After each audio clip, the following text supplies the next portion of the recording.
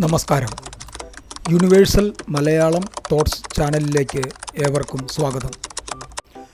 നമ്മുടെ സമൂഹത്തിൽ നല്ലൊരു ശതമാനം ആൾക്കാരും അവരുടെ ജീവിതത്തിൽ ഒരു മാറ്റം വേണം, അതുമല്ലെങ്കിൽ ഒരു പുരോഗതി വേണം എന്ന് ആഗ്രഹിച്ചിട്ട് അവർ ആഗ്രഹിക്കുന്ന പോലെ ഒരു പുരോഗതി അവർ ആഗ്രഹിക്കുന്ന മേഖലയിൽ സാധ്യമല്ലാതെ ഇരിക്കുന്ന ഒരവസ്ഥയിൽ ഒരു അല്പം നിരാശയോടുകൂടി കഴിയുന്ന വ്യക്തികളായിരിക്കും നല്ലൊരു ശതമാനവും ഉണ്ടായിരിക്കുക.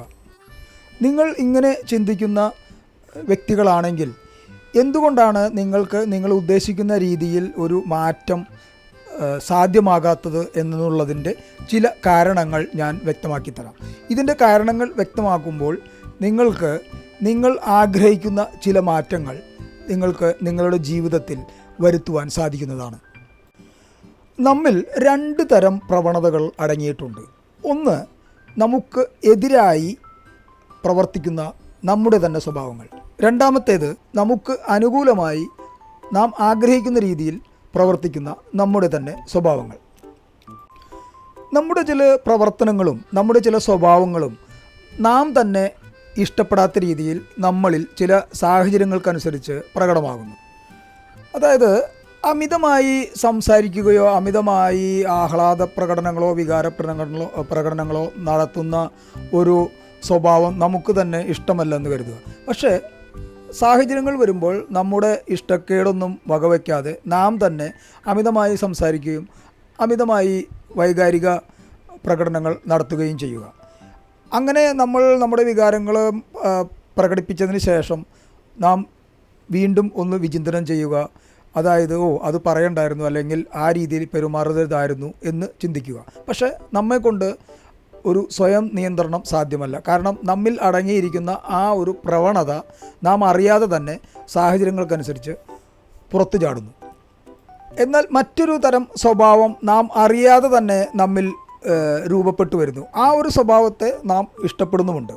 അതായത് നമുക്ക് എന്തിനെങ്കിലുമുള്ള കഴിവ്, ഏതെങ്കിലും ഒരു മേഖലയിൽ നമുക്കുള്ള കഴിവ്, അത് നാം അറിയാതെ തന്നെ നമ്മിൽ രൂപമെടുക്കുന്ന ഒരു കഴിവാണ്. ആ ഒരു കഴിവ് പരിപോഷിപ്പിക്കുവാനായി നമുക്ക് അധികമൊന്നും പരിശ്രമം ചെയ്യേണ്ടി വന്നിട്ടില്ല. അത് നമ്മുടെ ഉള്ളിൽ നിന്ന് വരുന്ന ഒരു പ്രവണതയാണ്. അപ്പോൾ ഇവിടെ നാം കണ്ടത് രണ്ടുദാഹരണങ്ങളാണ് കണ്ടത്. ഒന്ന്, നമുക്ക് ഇഷ്ടമില്ലാതെ നമ്മിൽ നിന്നും വരുന്ന പ്രവണതകളും സ്വഭാവങ്ങളും. ആ ഒരു പ്രവണതകൾ വെളിപ്പെട്ടതിന് ശേഷം നമുക്ക് വളരെയധികം നമ്മളോട് തന്നെ ഒരു ദേഷ്യം തോന്നുകയും അങ്ങനെ നമ്മൾ പ്രവർത്തിക്കരുതായിരുന്നു എന്ന് തോന്നുകയും ചെയ്യുന്നൊരവസ്ഥ. വളരെ കാലങ്ങൾക്ക് ശേഷം ഈ ഒരു സ്വഭാവം നമ്മിൽ ദൃഢമാവുകയും നാം തന്നെ ആ ഒരു സ്വഭാവത്തിന് കീഴടങ്ങുകയും അതിനെ അംഗീകരിക്കുകയും ചെയ്യുന്ന ഒരവസ്ഥ ചിലപ്പോൾ നമ്മിൽ മിക്കവാറും ഉണ്ടായിരിക്കും. എന്നാൽ വേറെ ചിലരാകട്ടെ ഈ ഒരു സ്വഭാവത്തെ തടത്തു നിർത്തി നിയന്ത്രിച്ചുകൊണ്ട് അവരുടെ ആത്മസംയമനം പരിശീലിച്ചവർ ഉണ്ടായിരിക്കും. ഇപ്പോൾ നമ്മളിവിടെ വേണ്ടത് നമ്മുടെ ഈ ഒരു സ്വഭാവത്തെ, നമുക്ക് ഇഷ്ടമില്ലാത്ത സ്വഭാവങ്ങളെ നാം കണ്ടുപിടിച്ച് ആ സ്വഭാവങ്ങളെയും പ്രവർത്തികളെയും നാം നിയന്ത്രിച്ച് നിർത്തുവാൻ പരിശീലിക്കുക എന്നുള്ളതാണ്. അതായത് നമ്മുടെ ചില പ്രവർത്തികളും ചില ചിന്തകളും ചില സ്വഭാവങ്ങളും അവ പ്രകടമായതിന് ശേഷം നമുക്ക് ഒരു ബലഹീനത അനുഭവപ്പെടുന്നു. നമുക്കത് ചെയ്യേണ്ടിയിരുന്നില്ല, അല്ലെങ്കിൽ അങ്ങനെ പ്രവർത്തിക്കരുത് എന്ന ഒരു കുറ്റബോധം നമുക്ക് തോന്നുകയും അത് നമ്മുടെ മനസ്സിനെ ദുർബലപ്പെടുത്തുകയും ചെയ്യുന്ന ഒരവസ്ഥ. എന്നാൽ ആ പ്രവണതകളൊന്നും നമ്മുടെ കൺട്രോളിൽ നിൽക്കുന്നില്ല. അതായത് നമ്മുടെ നിയന്ത്രണത്തിനും അതീതമായി നമ്മളിൽ നിന്നും ഒരു ശക്തി പ്രവഹിക്കുന്നു.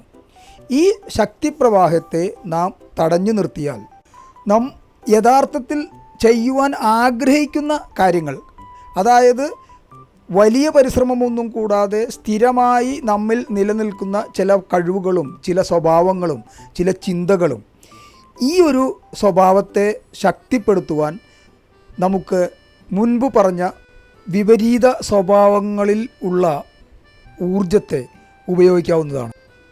അതായത് നമുക്കെതിരായി നമ്മിൽ നിന്നും നിർഗമിക്കുന്ന ഊർജപ്രവാഹത്തെ നാം തടുത്തു നിർത്തിക്കൊണ്ട് അതേ ഊർജത്തിൻ്റെ ശക്തി കൊണ്ട് നമുക്ക് അനുകൂലമായ നമ്മുടെ സ്വഭാവങ്ങൾക്ക് ശക്തി പകരുവാനും നമ്മുടെ ആഗ്രഹങ്ങൾ സാധിച്ചെടുക്കുവാനും നമുക്ക് ഈ ഊർജത്തെ ഉപയോഗപ്പെടുത്താവുന്നതാണ്. നാം പലപ്പോഴും ബോധപൂർവമല്ലാതെ തന്നെ ഇങ്ങനെ ഊർജ്ജ സംരക്ഷണം നടത്തി ആ ഊർജ്ജത്തെ മറ്റു വഴികളിലേക്ക് തിരിച്ചുവിടുന്ന കാര്യം ചെയ്യാറുള്ളതാണ്. ഉദാഹരണമായി പറയുകയാണെങ്കിൽ പല വ്യക്തികളും അവരുടെ പ്രണയബന്ധങ്ങൾ നഷ്ടപ്പെട്ടതിന് ശേഷം അവർ ആ ബന്ധങ്ങളിൽ നിന്നും മാറുകയും അവർ മറ്റു പല മേഖലകളിലും ആരോഗ്യപരമായോ അതുമല്ലെങ്കിൽ വിദ്യാഭ്യാസപരമായോ അതുമല്ലെങ്കിൽ ബിസിനസ് പരമായോ തൊഴിലുകളിലോ മറ്റേതെങ്കിലും മേഖലകളിൽ അവരുടെ ശ്രദ്ധ കേന്ദ്രീകരിച്ചുകൊണ്ട് അതിൽ വളരെയധികം മികവ് ഉണ്ടാക്കിക്കൊണ്ട് ജീവിതത്തെ വളരെ ഉയർന്ന രീതിയിൽ കെട്ടിപ്പടുത്ത അനേകം പേരെ നമുക്ക് കാണുവാൻ സാധിക്കും. അവർ ഇവിടെ ചെയ്തത് മറ്റൊരു വഴിയിലൂടെ ഊർജപ്രവാഹം നടന്നുകൊണ്ടിരുന്ന അവരുടെ മനസ്സിനെ അവർക്ക് യഥാർത്ഥത്തിൽ ആവശ്യമുള്ള കാര്യങ്ങളിലേക്ക് തിരിച്ചു വിട്ടുകൊണ്ട് അവരുടെ ആഗ്രഹത്തെ കൂടുതൽ ശക്തിപ്പെടുത്തുകയാണ് അവർ ചെയ്തത്. നമ്മുടെ പല പ്രവൃത്തികളും നമ്മുടെ പല സ്വഭാവങ്ങളും യഥാർത്ഥത്തിൽ നമ്മളുടെ ആഗ്രഹങ്ങൾക്ക് എതിരാണ്. ഇത്തരം സ്വഭാവങ്ങളെ നാം തിരിച്ചറിയുകയും പടിപടിയായി ഇത്തരം സ്വഭാവങ്ങളും ഇത്തരം പ്രവണതകളും നാം ഇല്ലാതാക്കുകയും നമ്മിൽ തന്നെയുള്ള നല്ല സ്വഭാവങ്ങളെ അതുമല്ലെങ്കിൽ നമ്മുടെയും മറ്റുള്ളവരുടെയും ക്ഷേമത്തിനും പുരോഗതിക്കും വേണ്ടി നമ്മിൽ നിന്നും രൂപപ്പെടുന്ന നമ്മുടെ ചിന്തകളെയും നമ്മുടെ സ്വഭാവങ്ങളെയും പ്രവൃത്തികളെയും നാം കൂടുതൽ പരിപോഷിപ്പിക്കുകയും ചെയ്യുന്നതുകൊണ്ട് നമ്മുടെ സ്വഭാവം കൂടുതൽ അടുക്കും ചിട്ടയും ഉള്ളതാകുകയും നമുക്ക് കൂടുതൽ മാനസിക ഊർജം കൈവരികയും ചെയ്യും. നമ്മിൽ നിന്നും പുറപ്പെട്ടു ലീക്കായി പോയിക്കൊണ്ടിരുന്ന ഊർജത്തെ നാം സംരക്ഷിച്ച് നമ്മിൽ തന്നെ തടഞ്ഞു നിർത്തിയത് മൂലം ആ ശക്തി പോസിറ്റീവായ മറ്റ് ആഗ്രഹങ്ങളുടെ ശക്തിയിലേക്ക് ആകർഷിക്കപ്പെടുകയും നമ്മുടെ ചില നല്ല സ്വഭാവങ്ങളും കഴിവുകളും കൂടുതൽ ശക്തി പ്രാപിക്കുകയും ചെയ്യും. ഇങ്ങനെ ശക്തി പ്രാപിച്ച നമ്മുടെ സ്വഭാവം അതുമല്ലെങ്കിൽ നമ്മുടെ മനസ്സും നമ്മുടെ ചിന്താരീതികളും മറ്റ് ശക്തമായ പോസിറ്റീവായ കാര്യങ്ങളിലേക്ക് ആകർഷിക്കപ്പെടുകയും നാം കൂടുതൽ കാര്യക്ഷമമായി നമ്മുടെ ശക്തിയെ അത്തരം കാര്യങ്ങളിൽ ഫോക്കസ് ചെയ്യുവാൻ നമ്മൾ പ്രാപ്തി നേടുകയും ചെയ്യുന്നു.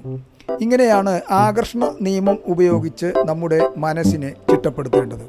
നിങ്ങൾക്കെല്ലാവർക്കും വിജയം ആശംസിച്ചുകൊള്ളുന്നു.